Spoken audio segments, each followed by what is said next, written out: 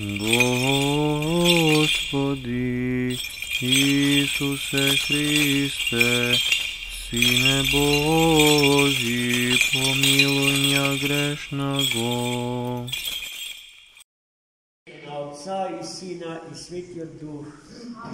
Амин. Возлюбени во Христа, братья и сестры, Христос воскресе! Истина воскресе! Христос воскресе! Истина воскресе! Христос воскресе! Истина воскресе! Радост ни донесе.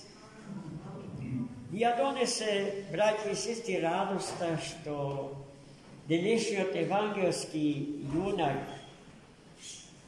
ја имаше откако Христос го дари со здравје и сила.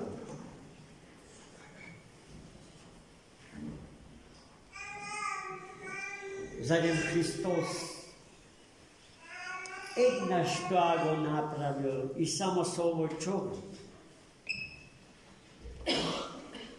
Кога би се запишало се она што Христос го направи,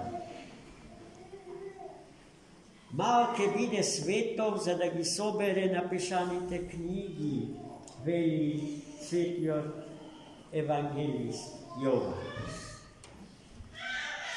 Но сепак има нешто што е посебно и специфично за денес излечениот човек. Болеста на тој човек е воопштено наречена расслабен човек. Овој страдален, тешко болен човек, цели 38 години живеел покрај Силуамската бања, покрај рабовите на бањата. Бидејќи еднаш годишно доаѓал ангел Господен и ги раздвижувал водите во бањата, и кој прв ке влезел по раздвижувањето на водите, се исцелувал макар од која болест и да боледува. Затоа бањата била секогаш препон. А нашиот евангелски јунак никогаш не успевал да стигне и да влезе во водите од ангелот раздвижен. Зошто не можел да влезе? Тоа прашање му го поставил Христос, кој што му се приближил нему, а не на некој друг, во бања. Со прашањето, дали сакаш да оздравиш?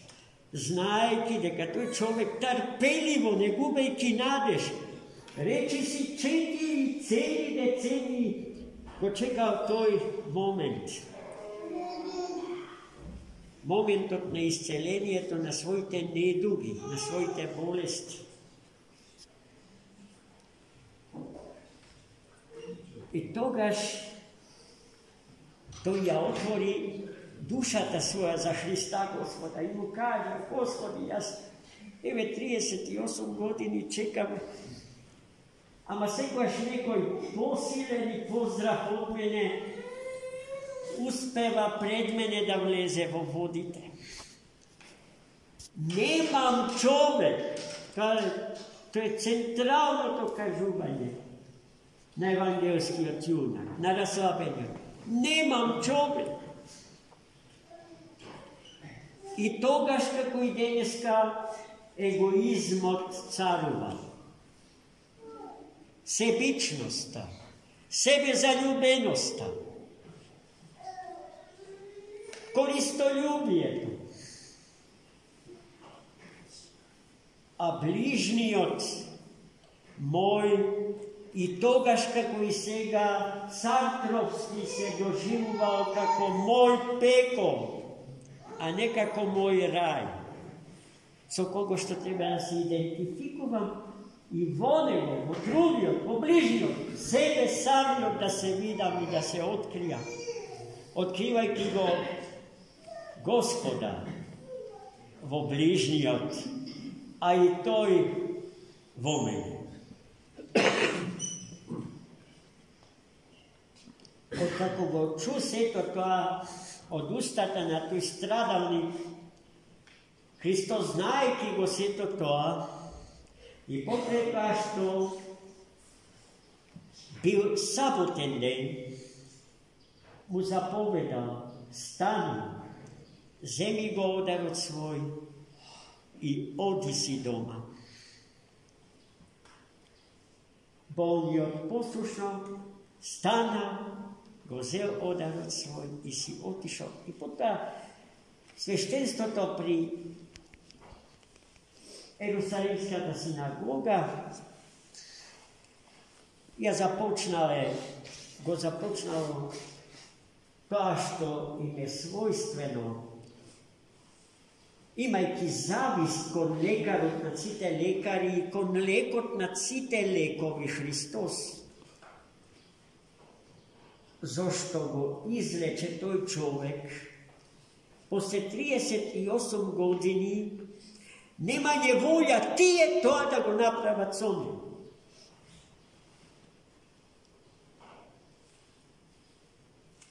Го обвинија дека не смее да го зема ударот, бидејќи е сабота, а носењето на ударот го третира како тешка работа, недозволена со еврејскиот старозаветен библиски закон. Но повеќе од тоа ги интересираше кој е тој што те излечи. Христос го излечи болниот и се оддалечи. Така да тој не знаеше кој е неговиот лекар, исцелител. Дозна потоа, кога Христос дојде да го опомени, онака како што и нас не опоменува секогаш.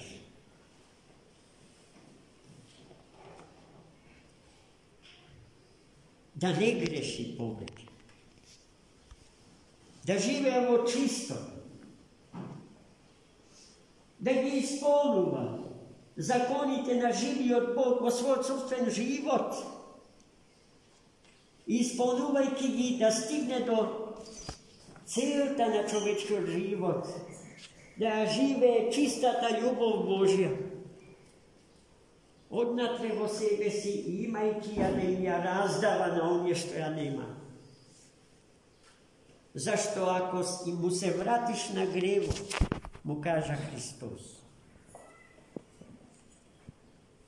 ке се разболеш уште потешко од што беше болен. Че гледајте, гревот е причина на секоја болест. И во модерната медицина болестите на телото имаат свое психосоматско потекло. И тогаш кога боледува телото, боледува и сострадува душата, и тогаш кога душата боледува, сострадува и боледува телото, бидејќи човек само тогаш кога е синтеза на душевниот и телесниот онтолошки слој на човечката личност. Најмили мои, ова прекрасна евангелска повест за расслабениот е многу сакана од сите што ја читаат, бидејќи во неа се наоѓаат себе си. И тоа не се случува само на индивидуален план, туку и на соборен, односно колективен план. На личносен, со други зборови, и се народен план. Ние денеска, како народ, како православна нација, можеме да се најдеме во истата положба во која што се наоѓа расслабение. Ако тој боледувал цели 38 години, ние како народ боледуваме цели 70 години зарад нерешениот црковно прашање. И ние цели 70 години сме надвор од лоното на едната света соборна и апостолска црква, бидејќи сакаме во болеста своја да живееме. И токму денеска се случува судбоносниот ден за нас и овие дни после овој ден. Зашто на соборот на Српската православна црква ќе се расправа за нашиот канонски статус. Особено од како Цариградскиот патриарх против канонски сакаше да го реши нашето црковно прашање. Со некако признавање, но никој не знае на што. Што тој човек призна? Никој не знае што призна. Ако не призна канонски статус, ако не призна, не го призна името на нашата црква, онако како што е, току ни наметнува име како што не е.